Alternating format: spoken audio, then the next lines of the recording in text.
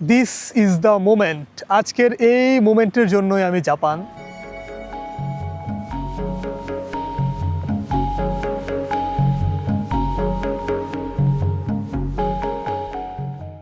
তো আজকের ট্যুরের আমার প্রথম ডেস্টিনেশন হচ্ছে জাপানিজ ক্যাসেল। ক্যাসেল হচ্ছে জাপানের শাসকদের সেই থাকার জায়গা, যেখান থেকে তারা শাসন কার্য পরিচালনা করতেন। রাজা এবং শাসকরা, শগুনরা এই জায়গাগুলোতে থাকতো। তো চেরি ব্লুসমে ঘেরা এটা হচ্ছে জাপানের সুচিউরা ক্যাসেল।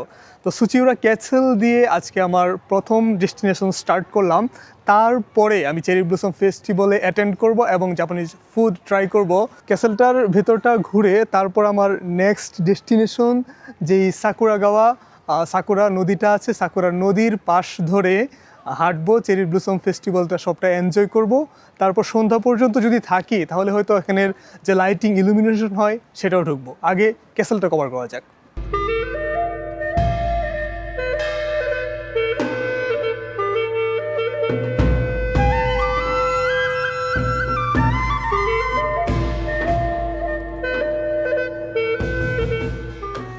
ক্যাসেলটা একটা দোতলা ভবন। ক্যাসেলের ভিতর থেকে এই ভিউটা আসতেছে। তো সামনে বিস্তীর্ণ মাঠ এবং সাকুরা গাছগুলো দেখা যাচ্ছে।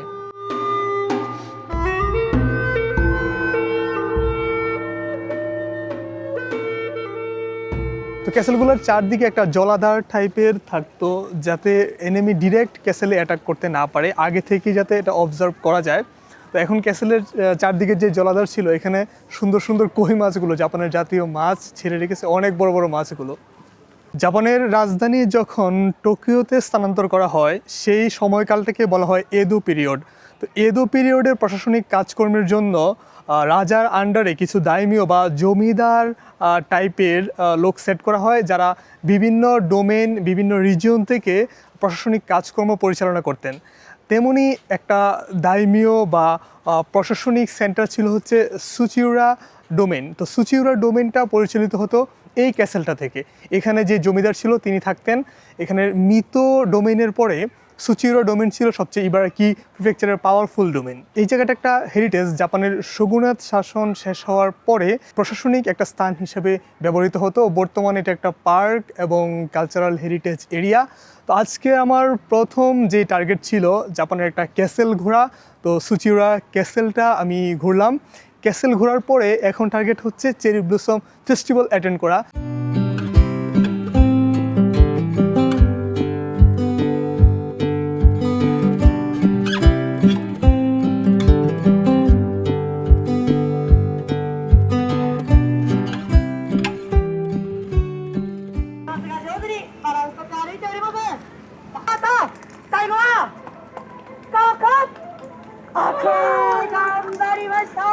এখানে একটা বাঁদরের খেলা দেখাচ্ছে।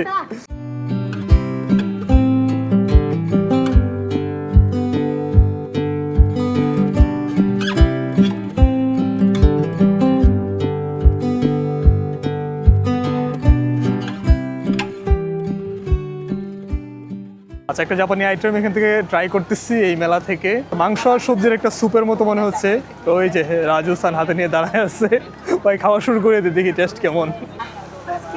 কোনোটা নামায়ও আরাম দিচ্ছে, কোনোটা নামায় 名前もつ煮込み。 মোৎসু নিকো। ওকে, よろしくお願いします。はい、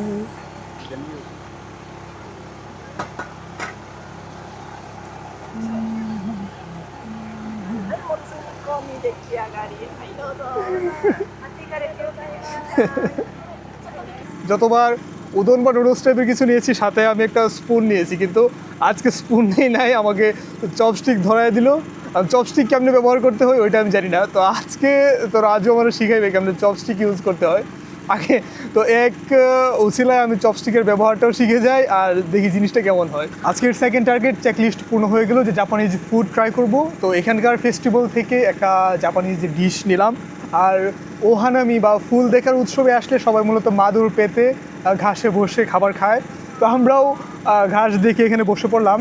তো এটা একটা আইটেম, মূলা আরও কী জানি সবজি দিয়ে একটা মাংস স্যুপ। তো স্বাদ জাপানি স্বাদ, রিভিউ দিলে সত্যি করে করতে ভালো লাগে না, এই জঘন্য। জাপানিজ কোনো আইটেমই আজ পর্যন্ত ভালো লাগেনি। তো দেখা যাক। তবু যেহেতু জাপানিজ ফুড ট্রাই করার আজকে আমি টার্গেট নিয়েছি, তো জাপানিজ ফুড ট্রাই করা হয়ে গেল। এবার থার্ড ডেস্টিনেশনে দেখা হবে।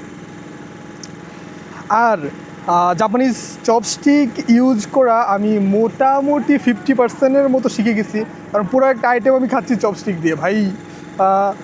যাক, পারবো মনে হয়। লুক এট দিস, এইভাবে একটা আইটেম ধরেন, এটাকে পুরো মতো শিখে গেলাম।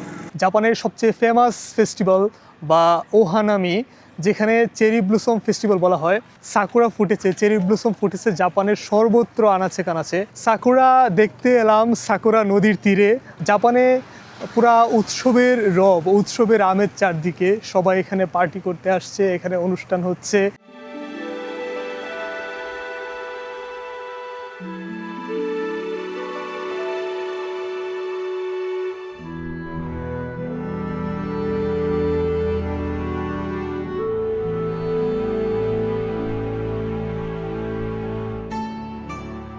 আজকে আমার জীবনের অন্যতম একটা খুশির দিন। আমার জাপান ড্রিম আজকে সম্পূর্ণ হয়েছে, আজকে পূরণ হয়েছে জাপানের সেই স্বপ্নগুলো।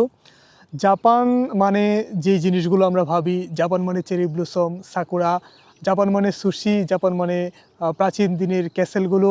তো আজকে আমার চেকলিস্ট ছিল যে জাপানের একটা প্রাচীন ক্যাসেলে যাব, জাপানিজ ফুড ট্রাই করব এবং জাপানের যে চেরি ব্লুসম ফেস্টিভ্যাল সেটাতে অংশগ্রহণ করব। তো আজকে জাপানের এপ্রিলের একদম পিক সময়, এই সময় সারা জাপান ছেয়ে যায় চেরি ব্লুসমে। তো সাদা চাদরে যেন ছেয়ে গেছে রাস্তার সাইডের পার্কগুলো। আর এই জায়গাটা হচ্ছে সাকুরা নদীর তীর। সাকুরা ফুলের নামে একটা নদীর নাম সাকুরাগাওয়া। সাকুরা নদীর তীর ঘেঁষে প্রায় 500 বা 1000 সাকুরা গাছ লাগানো। এগুলো মনে হচ্ছে যে শতবর্ষী গাছ সবগুলো। একদম গাছে কোনো পাতা নেই, সাদা সাদা ফুলে ছাওয়া। সাকুরা ফুলকে কাছ থেকে না দেখলে এর ডিটেইলিংটা বোঝা যায় না, এত সুন্দর সূক্ষ্ম একটা কারুকার্যময় ফুল। দূর থেকে শুধু গাছের গায়ে থোকা থোকা সাদা দেখা যায়। এখন যদি জাপান ছেড়েও দিই আমার কোনো আফসোস থাকবে না, কারণ জাপানের যে বাকেট লিস্ট ছিল, জাপানে এসে যেই কাজগুলো করব, যেই জিনিসগুলো দেখব, তা আজকে আমার সম্পন্ন হয়ে গেছে। আমি আমার বিজয় দাস স্টোরি টেলার আজকের মতো সাইন আউট করছি জাপানের চেরি ব্লসম ফেস্টিভ্যাল থেকে। আবার দেখা হবে জাপানের অন্য কোনো ডেস্টিনেশনে, অন্য কোনো উৎসবে। ধন্যবাদ।